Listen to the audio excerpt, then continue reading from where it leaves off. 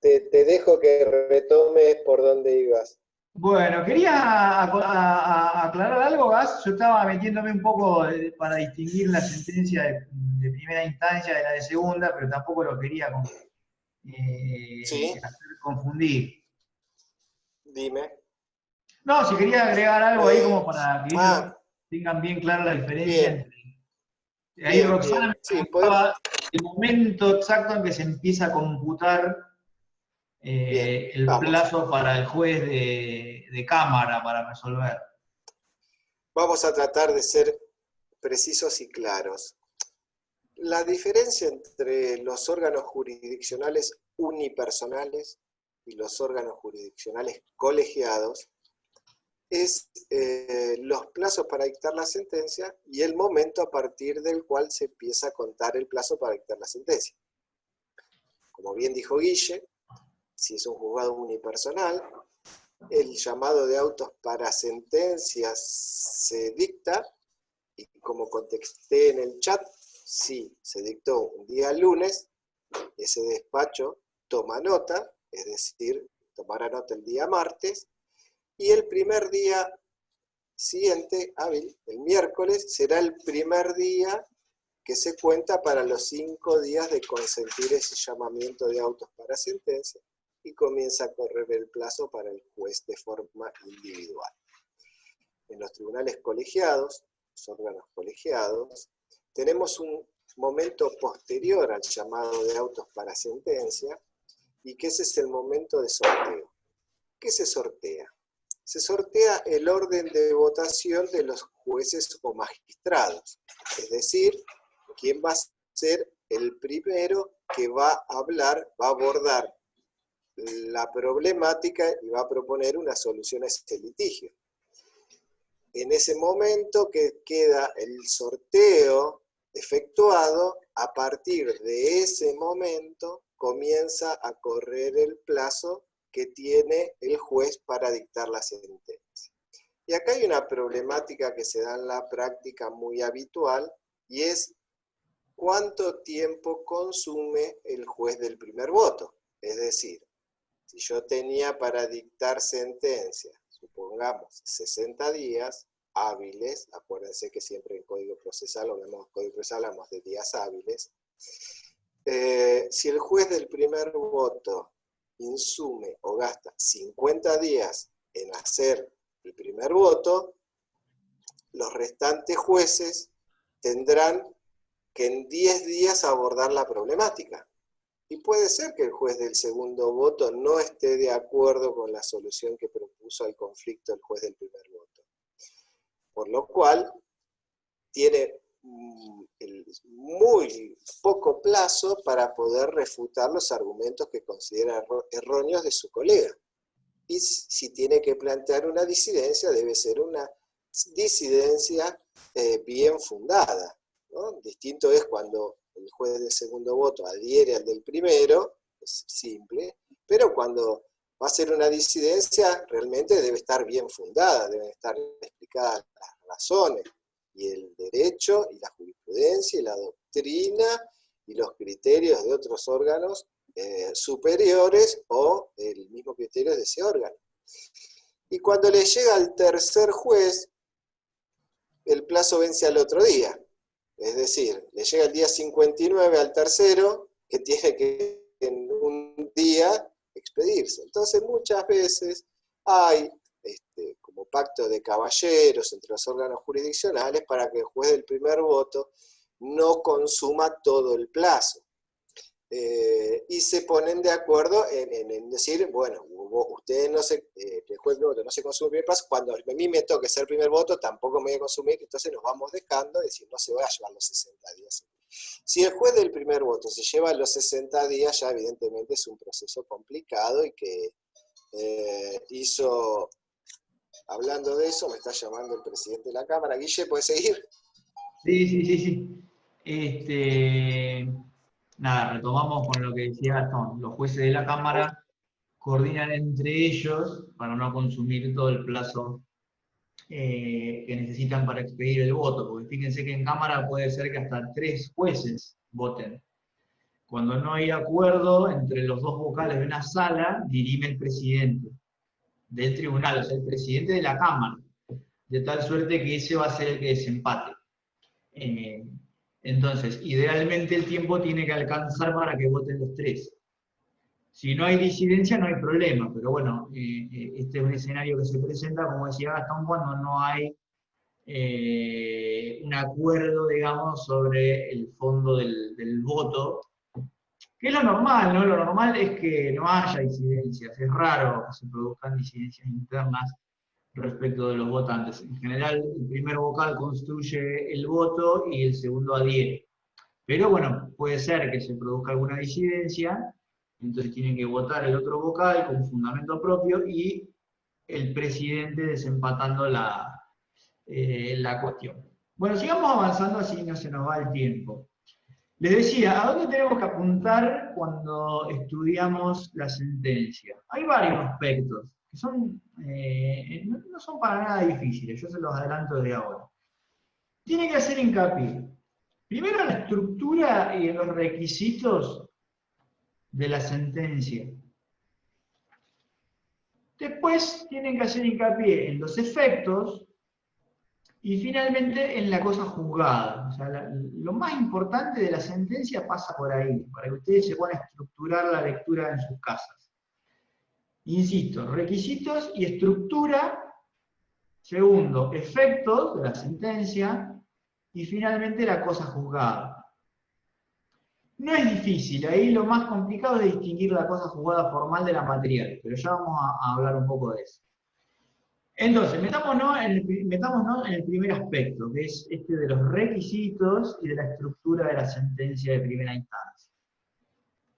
Van a ver que tiene algunos requisitos de forma, que están en el 163, inciso 1, y el 163, inciso 9. Concretamente me refiero a que la sentencia de primera instancia siempre hace referencia al lugar y a la fecha, y siempre tiene la firma del juez. Una sentencia sin firma del juez es un acto procesal inexistente, o sea, ni siquiera es nula. ¿No? Una sentencia sin firma del juez diríamos que ni siquiera es una sentencia. Así que esos son los requisitos de forma. Y respecto del contenido, la sentencia de primera instancia se estructura en tres grandes capítulos o segmentos. Entonces tenemos por un lado los resultandos, los considerandos y la parte dispositiva o fallo. Repito, voy rápido y es mucha información de golpe. Tres grandes capítulos tiene. Primero están los resultandos, luego están los considerandos y finalmente el juez se pronuncia a través del fallo, también conocida como parte dispositiva. Y a partir de esta estructura uno puede ir leyendo el artículo 163 e ir encolumnando cada inciso en uno de estos tres capítulos. Yo los y las invito a que abran el código a la altura del 163. Porque ¿qué pasa? El 163 respeta esta estructura, pero no lo dice, obviamente, porque no es un manual de doctrina, es un código. Entonces va a ser alusión a cada uno de los requisitos que debe tener, pero obviamente no lo va a ordenar, porque eso lo deja para los manuales de doctrina. Entonces, van a ver que la referencia que hace el artículo 163 en sus incisos 2 y 3 son los resultandos. Fíjense que dice: debe mencionar la sentencia de primera instancia el nombre y apellido de las partes y hacer una relación sucinta de las cuestiones que constituyan el objeto del juicio. ¿No? Repito una vez más, relación sucinta de las cuestiones que constituyan el objeto del juicio. Estos son los famosos resultandos. Aquí el juez lo que va a hacer es narrar someramente todo lo que fue pasando en la causa y va a nombrar a las partes. Entonces va a decir: resultando, 1, que fulano de tal entabla demanda de daños y perjuicios contra menganito, que en su demanda arguye que tal y tal cosa, que el demandado en su responde opuso la prescripción, que a fojas tal se produjo la prueba testimonial, y a fojas tal se produjo la confesional, y a fojas tal el perito tal cosa, y a fojas tal el informe, y así. De tal suerte que hace una relación de todo lo que fue pasando. Una relación sucinta, ¿no? Tampoco va a estar 100 hojas describiendo la causa, porque la causa la tenés en la mano, o sea, no hace falta. Pero sí va a ser un punteo de lo más importante que fue sucediendo en el expediente y un punteo de los hechos, si se quiere. Y fíjense que después dice, la consideración por separado de las cuestiones a las que se refiere el inciso anterior. Acá lo que va a hacer es digamos, catalogar las pretensiones. Entonces va a decir, bueno, ¿qué es lo que pretende el actor? Y pretende indemnización de daños y perjuicios, por el daño material, por el daño moral, pide daño psicológico, etcétera, etcétera. Entonces, dos cuestiones. La relación sucinta de las la relación sucinta de los hechos, de los antecedentes que van conformando el juicio, y después hace una consideración por separado de las cuestiones que se fueron planteando. Y acá ya entramos en los considerandos. Fíjense que dice los fundamentos y aplicación de la ley. Entonces, profesor, disculpe. Sí. La consideración por separando las cuestiones a que se refiere el inciso anterior, ¿entra en los resultandos o en los considerandos? Eso es parte de los resultandos. Porque Okay. acá es una descripción. Todo lo que es descriptivo es resultandos. En los considerandos se dan los fundamentos del fallo. Fíjense cómo la estructura de la sentencia sigue un orden lógico. De hecho, respeta la estructura del silogismo, ¿no? Que es dar las premisas y después dar una conclusión. Donde la premisa mayor son los hechos, o el relato, digamos, de relación que hace el juez en los resultados. La premisa menor está dada por el derecho, o sea, los fundamentos, que son los considerandos, y después la conclusión viene siendo el fallo. O sea, tiene una estructura de silogística la sentencia, no está hecha así porque sí. Encuentra su razón en que es una construcción de tipo racional, y como tal sigue la estructura silogística, da fundamentos sobre la base de hechos y de normas. Entonces rebobino porque se hizo medio confuso. En los resultados está toda la relación de los hechos y la exposición de las pretensiones de las partes y un punteo del expediente. A fojas tal pasó tal cosa, a fojas tal pasó tal otra. Entonces ahí hace un punto y aparte, y van a ver después cuando lea una sentencia que lo que sigue a renglón seguido dice y considerando en letras mayúsculas. Y ahí empiezan los fundamentos de la sentencia. Y ese es el inciso quinto del 163. Donde dice los fundamentos y la aplicación de la ley. Y ahí es donde el juez da las razones de por qué va a resolver como va a resolver. Y obviamente acá cita, obviamente, las normas que considere pertinentes, fundamento de doctrina, y obviamente puede apuntalar con alguna jurisprudencia que le sirva para ejemplificar o para reforzar lo que está queriendo decir.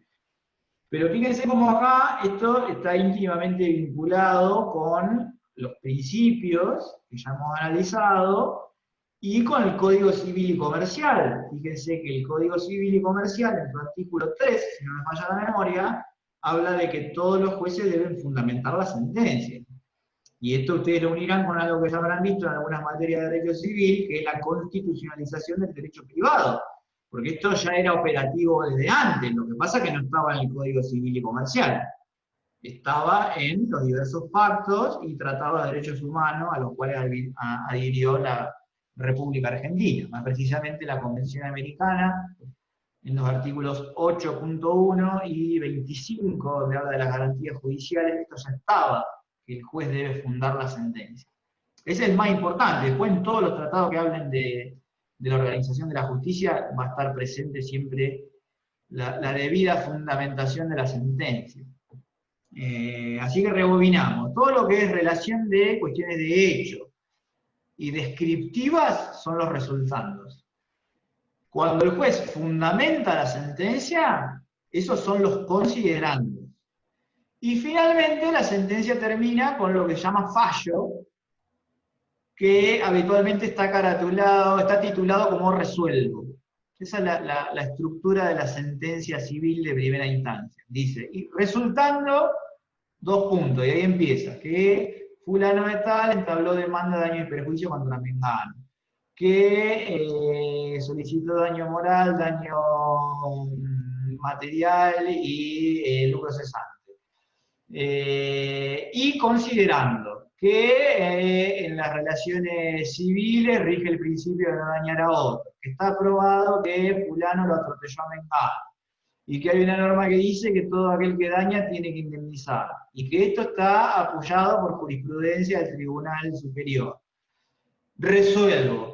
1. Condenar a fulano de tal al pago de la suma de, etc. Esa es la estructura, digamos, general.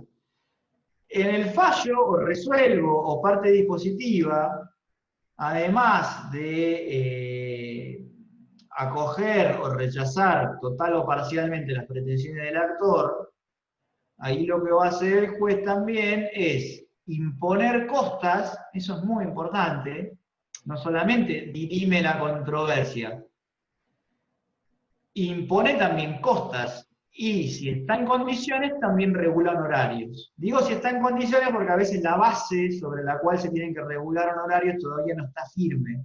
Entonces puede ser que la regulación se difiera para más adelante hasta que haya una base regulatoria.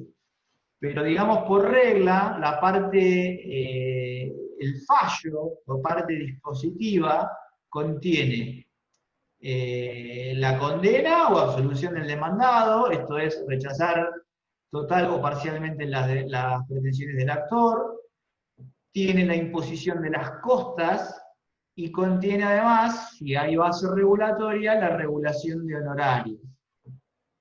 Y ahí, digamos, está completa la parte dispositiva.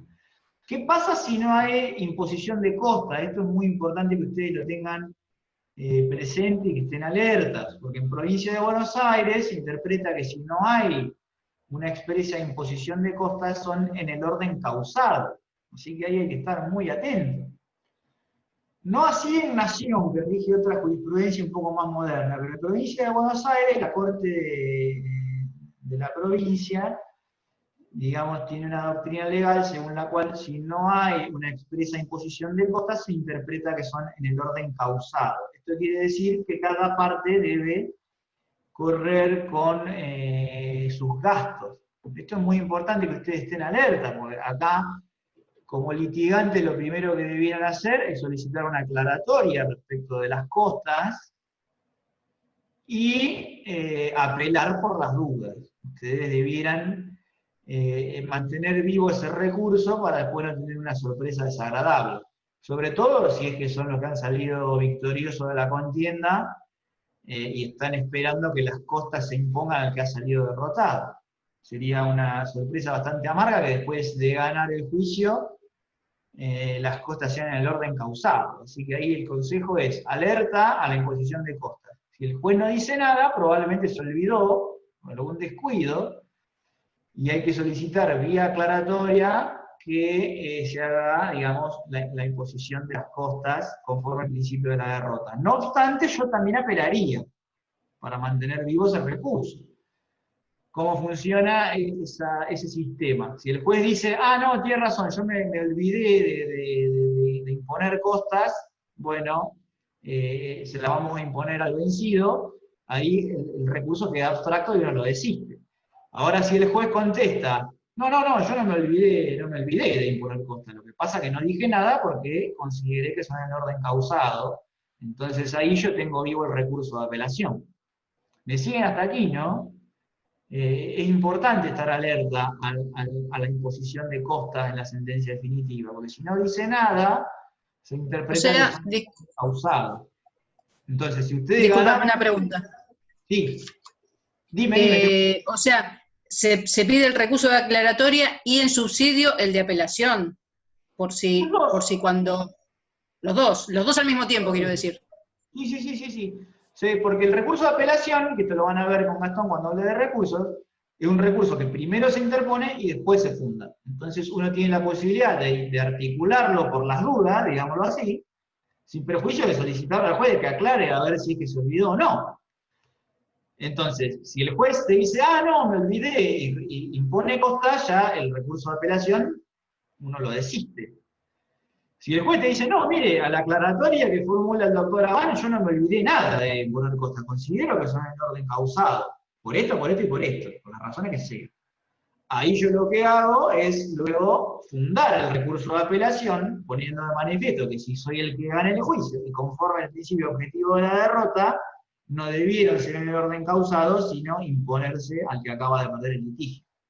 Por eso hay que estar alerta a la sentencia de primera instancia. Insisto, va a dirimir la controversia, haciendo lugar o rechazando total o parcialmente las pretensiones del actor. La otra cara de la moneda es que va a acoger o no las defensas del demandado. Va a imponer costas y si hay base regulatoria también va a regular honorarios. Fíjense que es distinto, ahí no me acuerdo si lo dijimos cuando hablamos de costas, pero no es lo mismo imponer costas que regular honorarios. Yo puedo imponer costas y después regular honorarios. Son cosas que están, son totalmente separables y escindibles una de la otra. Yo puedo decir quién va a pagar los gastos sin perjuicio de después, más adelante, regular los honorarios. Profesor, disculpe. La parte de fallos del 163 sería el punto 6, el punto 8 y el punto 9. Sí, me había olvidado de referenciarlo con los incisos. Fíjate que el 6 dice la decisión expresa, positiva y precisa, de conformidad con las pretensiones deducidas en juicio, calificada según correspondiere por ley, declarando el derecho de los litigantes y condenando o absolviendo de la demanda en todo o en parte. Y después, el 8, el pronunciamiento sobre costas, regulación de honorarios y eventualmente declaración de temeridad y malicia. Y el 9, que ya lo vimos con los requisitos formales, que es la firma del juez. Bien, hasta acá estamos con sentencia, me siguieron hasta aquí. Los efectos yo después se los dejo para que los lean ustedes. Esto no es difícil y Palacio los tiene bien explicados. Me gustaría, sí, antes de entrar a los medios antes de entrar a modos alternativos, hacer una referencia a la cosa juzgada, que a veces en las mesas libres se presenta como algo complicado, pero en realidad es algo bastante sencillo, no tiene mucha dificultad. Tradicionalmente la doctrina va a distinguir dos tipos de cosas juzgadas. Una es la cosa juzgada formal y la otra es la cosa juzgada material. Acá yo la recomendación que les daría para estudiar este tema es que no dejen de vincular cosa juzgada formal y cosa juzgada material con la clasificación de los procesos, que nosotros ya lo hemos visto varias clases atrás. ¿Por qué les digo esto? Porque la cosa juzgada formal es típica de los procesos ejecutivos o de ejecución, y la cosa juzgada material va de la mano con los procesos de conocimiento. Ahora me voy a explicar más qué quiero decir. En los procesos de conocimiento, la cosa juzgada, no lo dije, pero la cosa juzgada es una cualidad que tiene la sentencia, que la hace inmodificable. Después cuando ustedes lean en los libros de texto van a ver que es más complejo, pero quedémonos con esto. Es una cualidad que tiene la sentencia definitiva que la hace inmodificable, no hay marcha atrás. Una vez que quedó firme o ejecutoriada quiere decir cuando los recursos interpuestos ya fueron resueltos. Pero para simplificarlo, cuando quedó firme la sentencia de primera instancia, o de segunda, o sea, la sentencia que quedó firme, adquiere la fuerza de la cosa juzgada, de tal suerte que no se puede volver a rever o modificar. Fíjense que esto es así a tal punto que la Corte Suprema de la Nación ha dicho que integra el patrimonio de la persona, una sentencia firme. La sentencia, una vez que quedó firme, adquiere tal fuerza que no puede volver a ser revisada. Y esto entra dentro de la garantía de la propiedad privada del artículo 17 de la Constitución Nacional. Fíjense la entidad que tiene, no se puede volver a rever una sentencia. Ahora, esta cosa juzgada, que es la cosa juzgada en sentido material, es propia de los procesos de conocimiento. Y ustedes dirán, ¿y por qué pasa esto, Abán Burgos? Bueno, esto ocurre porque el proceso de conocimiento es de debate amplio.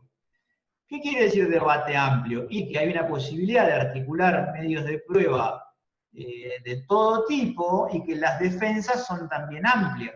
Concretamente, se puede discutir el tema en profundidad, el demandado se puede defender ampliamente y hay un marco de conocimiento, digamos, amplio de la cuestión. Por eso se llaman de conocimiento. Ahora, en los procesos que no son de conocimiento, como por ejemplo el proceso ejecutivo o de ejecución de sentencias, ahí ya no hay un ámbito, digamos, para debatir la cosa de manera amplia, o una manera de articular defensas extenso. No, están acotadas. Yo los invito a que ustedes ahora mismo se fijen en la norma del proceso ejecutivo, que está a la altura del 500 y algo. Juicio ejecutivo, artículo 518. Y vamos a buscar las excepciones. Fíjense, las únicas excepciones admisibles en el juicio ejecutivo son incompetencia, falta de personería, litipendencia, falsedad o inhabilidad del título, prescripción, pago, compensación, quita, espera o remisión, novación, cosa juzgada. O sea, hay una posibilidad muy limitada de defenderse. Fíjense que en el juicio de conocimiento, que son los ordinarios, sumario y sumarísimo, yo me puedo defender absolutamente con cualquier cosa. Yo puedo articular defensa de previo y especial pronunciamiento, pero después puedo articular un montón de defensas más, todas las que yo quiera, todo lo que tenga para decirlo, puedo decir. En el juicio ejecutivo no, porque su marco de conocimiento es mucho más acotado. Ahora, ustedes dirán, pero qué injusto esto, ¿cómo puede ser? No, lo que pasa es que después del juicio ejecutivo te da la chance de hacer un juicio de conocimiento posterior. O sea, el pagaré que a mí me reclaman, si yo reconozco la firma, tengo que pagar. No tengo posibilidad de decir que me, digamos, abusaron de la firma, o que esa obligación, la causa de esa obligación no era válida. Eso yo lo puedo discutir en otro proceso de conocimiento. Esto es por la naturaleza propia que tiene el juicio ejecutivo, que lo que busca es la celeridad y la rapidez en el comercio con el intercambio de títulos. Por eso que la cosa juzgada en el marco del juicio ejecutivo es de carácter formal. Entonces la empalmamos con esto. Yo les pido por favor no dejen de relacionar estos dos temas. A uno le cuesta comprender la cosa juzgada cuando la estudia de manera aislada a la clasificación de los procesos. Pero fíjense que sigue toda una lógica. ¿A dónde apunto? El proceso ejecutivo necesariamente tiene una cosa juzgada de carácter formal. ¿Formal qué quiere decir en este sentido? ¿La sentencia queda firme? Sí, queda firme. Y a este respecto es cosa juzgada. Lo que pasa es que el proceso ejecutivo me da la chance de volver a discutir, no, porque no tuve la posibilidad. Me da la chance de discutir la causa de la obligación en un proceso de conocimiento posterior. Y esta es la sentencia que va a tener cosa juzgada en sentido material. Y fíjense cómo esa lógica interna acá cierra todo, porque una vez que yo discuto la causa en un juicio de conocimiento, y es esa juzgada que va a tener la sentencia definitiva en el juicio sumario o ordinario, esa sí va a ser de carácter material, porque ya no va a haber chance de discutir más nada. Yo acá sí pude traer toda la prueba, todas las defensas, y dentro de un marco de conocimiento amplio. Rebobino para tener alguna conclusión. Cosa juzgada formal, a mí me permite volver a discutir la cuestión en un proceso de conocimiento. Por eso es que la cosa juzgada formal es propia del juicio ejecutivo. Y la cosa juzgada material es la cosa juzgada que a mí no me permite de ninguna manera volver a rever la cuestión. Una vez que está decidida y adquiere la fuerza de la cosa juzgada, ya no hay manera de volver a reeditar la controversia. Así que por favor les pido, cuando vean esto, únanlo a la clasificación de los procesos, porque ahí es donde a uno le termina de cerrar. Rebobino una vez más. Cosa juzgada material es cuando a la posibilidad de no tener más recursos se agrega la imposibilidad de que a través de otro proceso se juzgue de un modo diverso la cuestión. Yo siempre doy el mismo ejemplo. Por eso si alguien lo acusó,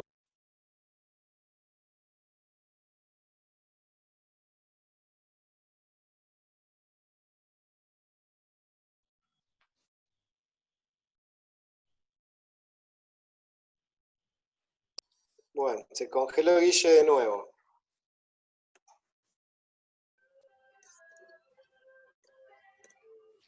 Ahora se corta, entramos de vuelta. Sí, no sé, y eso que hace 20 grados y todo el día en el parque. Aislándonos, por supuesto. Bueno, mientras seguía la clase de Guillermo me distraje, pues estoy haciendo un proyecto de sentencia en la pantalla partida en la computadora. ¿Me quieren decir por qué parte iban? Estaba explicando el tema de cosa juzgada, formal y material, Bien, bien, bien. terminando de redondear esa idea.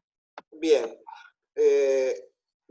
Seguramente Guille dijo que en los procesos de conocimiento, en el proceso ordinario, en el proceso sumario, vamos a llegar a una sentencia de mérito, ¿sí? Una sentencia que haga cosa juzgada material, donde no se pueda volver a discutir todos los hechos alegados en esos procesos ni las defensas, claramente en otro proceso.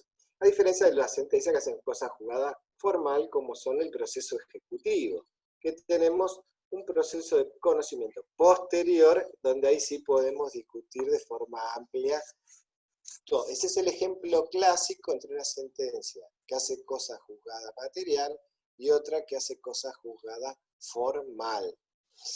Entonces siempre tengan que tener en cuenta qué tipo de proceso están. Si están en un proceso especial, como es un proceso ejecutivo, con defensas limitadas, donde ustedes no van a poder tener todas las mismas defensas que en un proceso amplio, como es en un proceso de conocimiento,